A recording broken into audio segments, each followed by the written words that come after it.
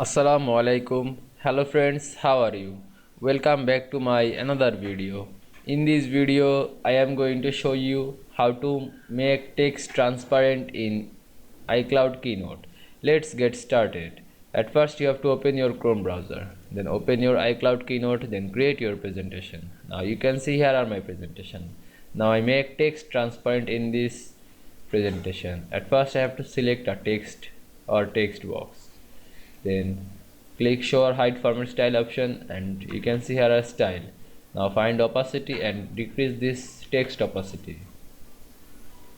Now you can see I make text transparent in iCloud Keynote very easily. I hope you enjoyed my video. Please like, comment, share and subscribe my channel. Thanks for watching.